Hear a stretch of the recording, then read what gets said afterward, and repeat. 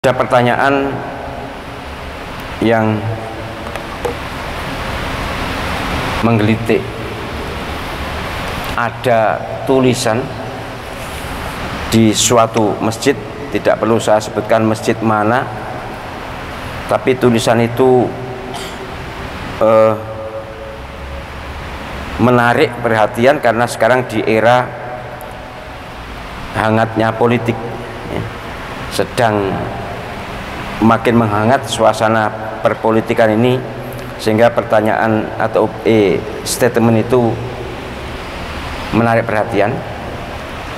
Begini, ada tulisan di depan masjid itu, perhatian, dilarang bicara politik praktis di masjid ini.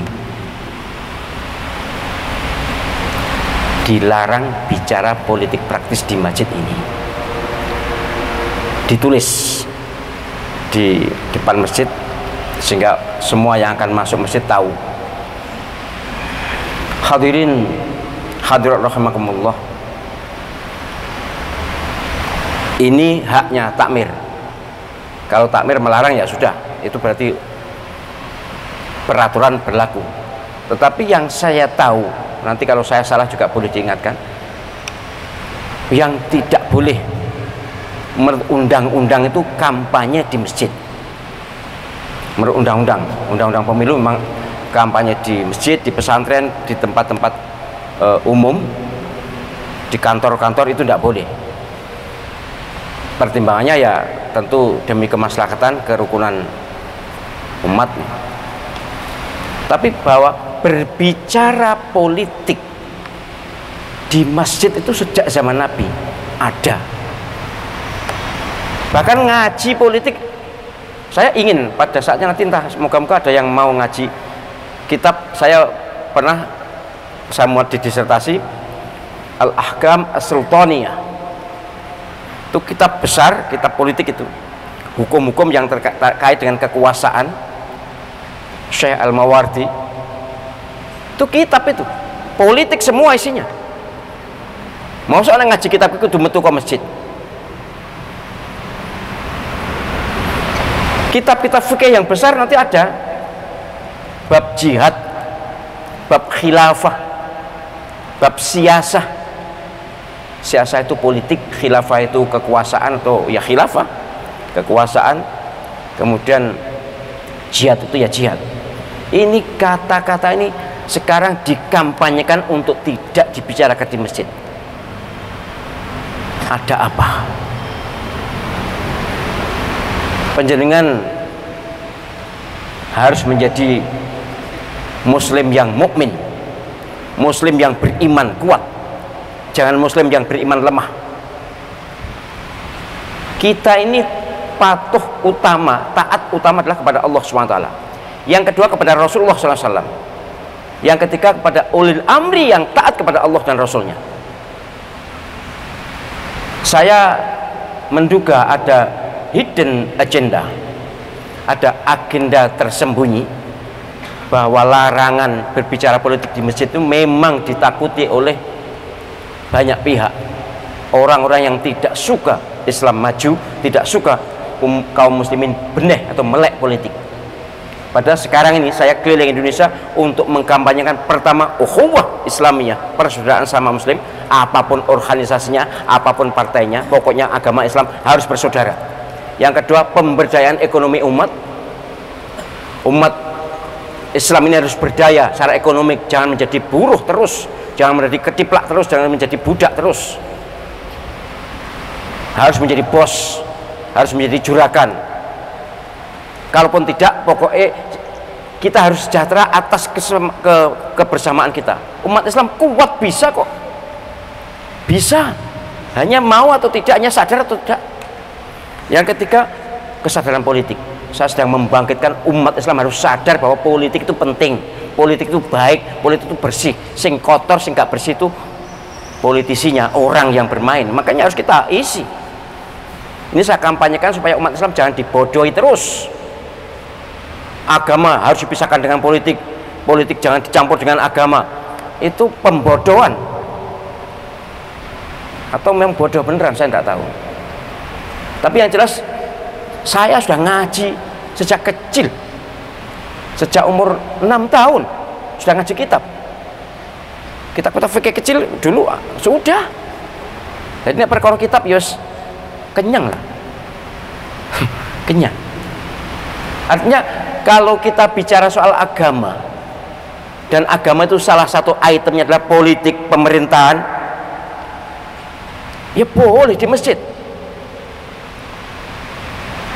Coba nanti kita cari undang-undangnya lah, kalau memang ada. Kalau yang satu hanya undang-undang tidak boleh kampanye. Tapi kalau kemudian politik itu mengarah kepada person, orang tertentu, partai tertentu yang kemudian menimbulkan perpecahan, ya itu perpecahannya itu yang tidak boleh. Menimbulkan perpecahannya itu yang tidak boleh. Tapi kalau penyadaran politik boleh. Misalnya pada saat nanti kita menjelaskan partai ini namanya ini, singkatannya begini, panjangnya begini, tokoh-tokohnya ini, boleh kan? Tapi hanya jangan satu partai ini aja, ya partai sekarang 16 partai, ya sebutkan semuanya, terangkan semuanya, 16-nya. Oh, partai ini singkatannya ini, tokoh-tokohnya ini. Boleh. Jangan mau dibodohi orang yang tidak ngerti agama, atau jangan mau dibodohi orang yang anti Islam, atau jangan mau dibodohi oleh orang yang tidak suka Islam maju. Umat Islam harus maju dengan kesadaran politik dan keberdayaan ekonomi. Kalau tidak, susah. Sadar politik tapi melarat, ya susah. Sugih tapi gak sadar politik, itu kuasai orang. Dua-duanya ini ibarat dua sisi mata uang, tidak bisa dipisahkan. Jadi bicara politik di masjid sah dan boleh, kecuali nanti jika ada undang-undang yang melarang. Kita lihat mengapa dilarang. Tapi saya nyatakan bahwa bicara politik di masjid boleh selagi tidak berpotensi memecah belah, berpotensi menyadarkan umat tentang kepentingan ngatur negara, ngatur umat ini. Ngaji kitab politik di masjid boleh, dan agama tidak boleh dipisahkan dari politik. Islam itu kafah, Islam itu totale. Di dalam Al-Quran juga ada ayat-ayat politik, ayat pemerintahan, ayat-ayat imarah, ayat-ayat kepemimpinan. Apa itu bukan politik? Yang memisahkan agama dan politik adalah sekuler, liberal, komunis. Itu kalau kita muslim yang baik tentu harus sadar bahwa dalam ajaran agama kita ada politik, tidak boleh dipisah dari agama. Ada ekonomi, tidak boleh dipisah dari agama. Ada banyak hal kebutuhan hidup manusia itu ada dalam ajaran Islam.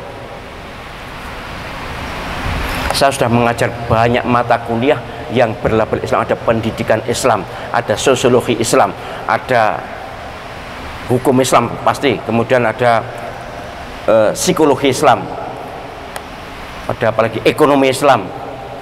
Jadi semua ketemu dalilnya, ada dalilnya. Kadang-kadang di mimbar beberapa masjid itu ada tulisan begini: jangan bicara masalah khilafiyah. Itu saya juga tidak setuju. Jadi kita dilarang berbicara masalah khilafiyah. Jika berbicara masalah khilafiyah bicaranya memihak hanya satu sisi, ya itu yang tidak boleh. Tapi kalau bicara masalah khilafiyah menunjukkan, oh orang yang takbir begini boleh, begini boleh, menunjukkan dalil-dalilnya, kemudian imamnya, malah bagus. Di Al-Akbar ini dulu awal-awal saya masuk tahun 2000-an, awal 2002 itu betul para pembicara itu masih, para penceramah itu masih menurut maunya, masih individual, masih ada yang berbicara soal khilafiyah tapi memihak. Saya biarkan, waktu itu saya sekretaris masjid ini, tetapi saya imbangi dengan ceramah khilafiyah yang katakanlah mereka menyatakan, ada yang menyatakan membaca bismillah waktu jadi imam itu tidak ada. Itu hanya Indonesia saja, di Mekah tidak ada, di Madinah tidak ada, di negara-negara lain tidak ada kok bismillah itu waktu ngimami. Wah, itu kan goyah. Jamaah sini kan goyah karena imamnya semua baca bismillah keras. Langsung saya tunjukkan, saya jadikan bahan ceramah.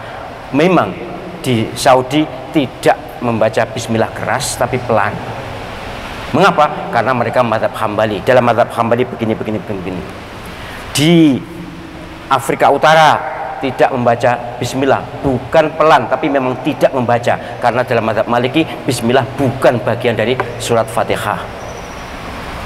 Di Turki, di Pakistan, di India, di Bangladesh tidak membaca bismillah, tapi sebaiknya membaca bismillah pelan, tidak keras. Mazhab Hanafi, karena bismillah juga tidak termasuk bacaan, tidak termasuk surat Fatihah, tapi mengantarkan surat Al-Fatihah, sama dengan bismillah yang lain selain di awal surat Al-Baqarah atau surat At-Taubah.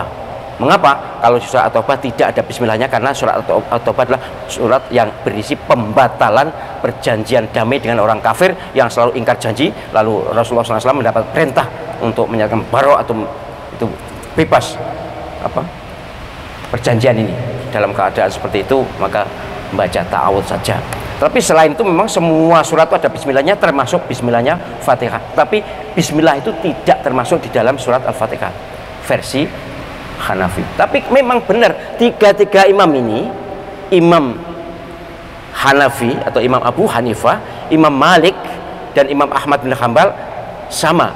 Tiga mazhab ini tidak ada bismillah keras, yang ada bismillah pelan atau tidak membaca bismillah. Tapi Imam Malik pun menganjurkan tabarukan untuk mengambil barokah, bagusnya baca bismillah. Tapi mau tidak baca bismillah tetap sah. Itu mazhab Maliki. Tapi mazhab Syafi'i berbeda. Dan sudah saya baca kitab pendapatnya, argumentasinya.